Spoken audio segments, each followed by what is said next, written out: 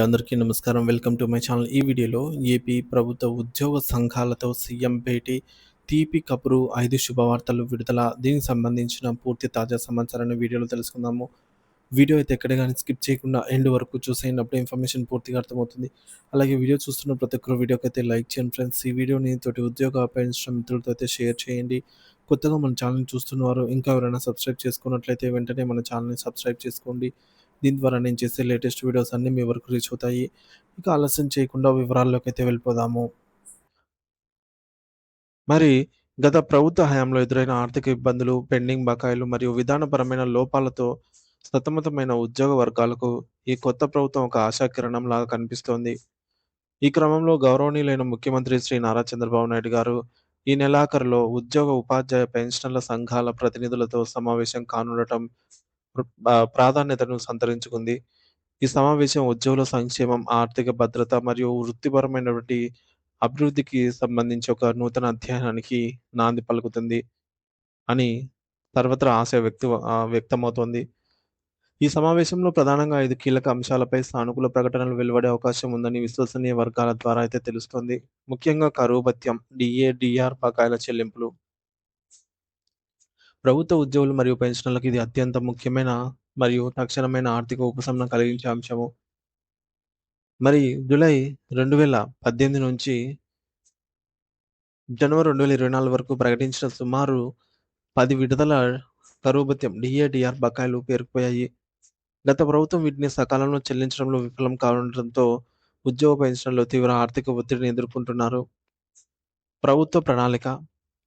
పెండింగ్‌లో ఉన్న ఈ బకాయిలను ఒకేసారి చెల్లించడం ప్రస్తుత రాష్ట్ర ఆర్థిక పరిస్థితుల్లో కష్టసాధ్యం కాబట్టి, వీటిని విడతల వారీగా ఉద్యోగులకు ప్రావిడెంట్ ఫండ్, పీఎఫ్ మరియు బ్యాంకు ఖాతాల్లో జమ చేసేందుకు ప్రభుత్వం ఒక స్పష్టమైన ప్రణాళికను రచిస్తోంది.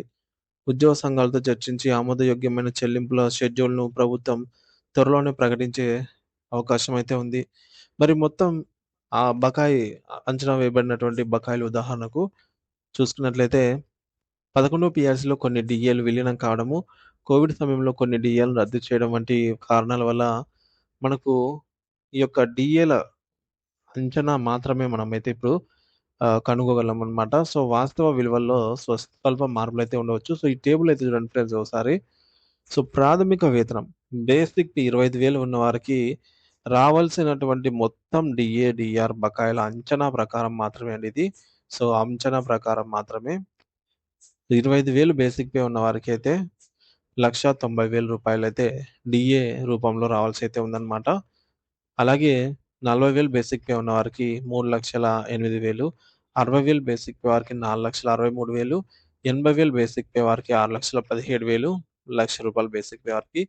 7,71,000 వరకు డీఏ బకాయి రూపంలో అయితే ఇప్పటివరకు అందాల్సి ఉందన్నమాట. సో, అంటే వారి వారి బేసిక్ పేని బట్టి వారికి రావాల్సిన అమౌంట్ ఈ టేబుల్‌లో చూడొచ్చు. కానీ ఈ టేబుల్ అయితే ఎగ్జాక్ట్ వాల్యూ అయితే కాదండి. ఇందులో ఉన్న డీఏలలో సో, వీటిలో కొన్ని డీఏలను కరోనా సాకుతో మాఫీ చేశారన్నమాట.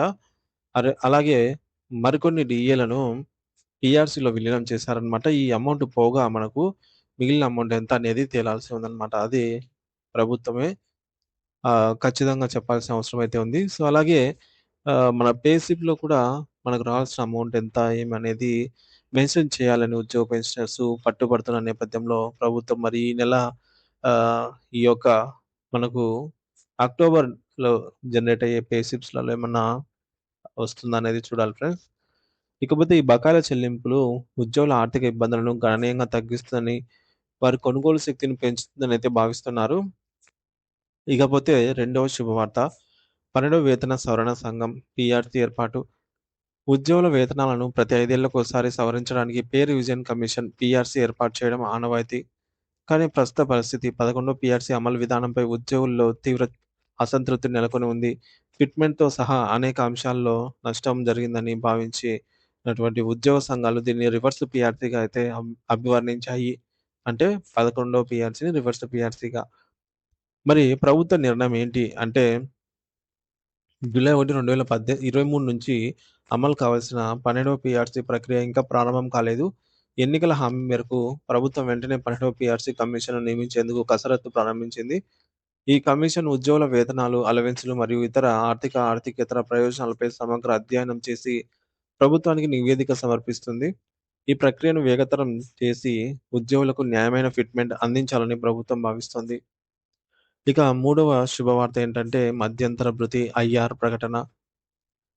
కొత్త పీఆర్సీ నివేదిక రూపకల్పన, అమలుకు సమయం పట్టే అవకాశం ఉన్నందున ఉద్యోగులకు తక్షణ ఆర్థిక ఉపశమనం కలిగించడానికి ప్రభుత్వం మధ్యంతర భృతి ఐఆర్ ప్రకటిస్తుంది అనేది అంచనా.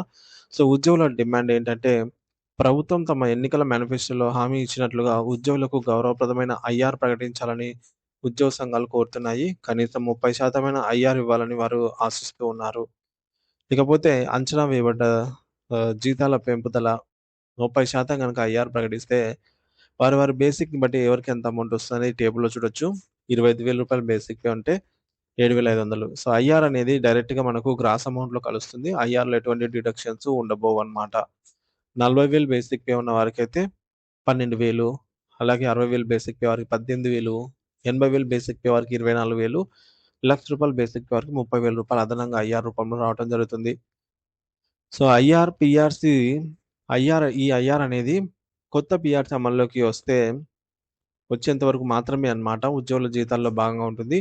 ఇది వారి తక్షణ ఆర్థిక అవసరాలు తీర్చడంలో సహాయపడుతుంది.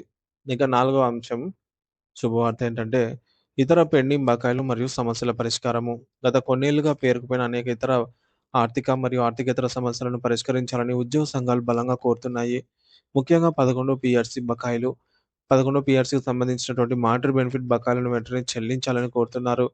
తదుపరి పదవీ విరమణ ప్రయోజనాలు, గ్రాట్యుటీ, లీవ్ ఎన్‌క్యాష్‌మెంట్ వంటి ప్రయోజనాలను నెలల తరబడి పెండింగ్‌లో ఉంచకుండా ఉద్యోగి రిటైర్ అయిన నెలలోనే చెల్లించేలాగా పటిష్టమైన వ్యవస్థను ఏర్పాటు చేయాలి. ఇక ఉద్యోగుల ఆరోగ్య పథకమైనటువంటి ఈహెచ్ఎస్. ఈహెచ్ఎస్ పథకాన్ని బలోపేతం చేసి అన్ని నెట్‌వర్క్ హాస్పిటల్స్‌లో నగదు రహిత చికిత్సలు సమర్థవంతంగా అందేలా చూడాలి. తదుపరి ఇంటి అద్దె అలవెన్స్ హెచ్ఆర్ఏ. అన్ని జిల్లా కేంద్రాల్లో పనిచేస్తున్న ఉద్యోగులకు హెచ్ఆర్ఏ 16% పెంచుతూ ఉత్తర్వులు జారీ చేయాలి. ఇక మహిళా ఉద్యోగుల సమస్యలు. కేంద్ర ప్రభుత్వ ఉద్యోగులతో సమానంగా చైల్డ్ కేర్ లీవ్‌లను 2 సంవత్సరాలకు పెంచడం వంటి సౌకర్యాలు కల్పించాలి అని చెప్పేసి ముఖ్యంగా అయితే డిమాండ్ ఉంది. ఇక ఐదవ శుభవార్త ఏంటంటే క్రమబద్ధీకరణ, కారుణ్య నియామకాలు మరియు ఖాళీల భర్తీ. ప్రభుత్వ యంత్రాంగం సమర్థవంతంగా పనిచేయకుండా మానవ వనరుల నిర్వహణ కీలకం. కాంట్రాక్టు ఉద్యోగుల క్రమబద్ధీకరణ, నిర్దేశిత సర్వీస్ పూర్తి చేసుకున్న అర్హులైన కాంట్రాక్టు మరియు ఔట్‌సోర్సింగ్ ఉద్యోగులందరినీ దశల వారీగా రెగ్యులరైజ్ చేసే ప్రక్రియను వేగవంతం చేయాలని ప్రభుత్వం భావిస్తోంది. ఇకపోతే కారుణ్య నియామకాలు. సర్వీస్‌లో ఉండగా మరణించిన ఉద్యోగుల కుటుంబ సభ్యులకు కారుణ్య నియామకాల ప్రక్రియను సులభతరం చేసి జాప్యం లేకుండా ఉద్యోగాలు కల్పించాలి. ఇకపోతే ఖాళీల భర్తీ.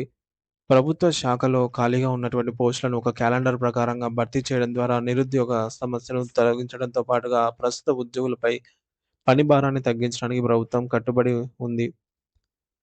మొత్తానికైతే ముఖ్యమంత్రి శ్రీ నారా చంద్రబాబు నాయుడు గారు తీసుకోబోయే ఈ నిర్ణయాలు రాష్ట్రంలో ఉద్యోగ వర్గాల్లో కొత్త ఆశలు రేకెత్తిస్తూ ఉన్నాయి.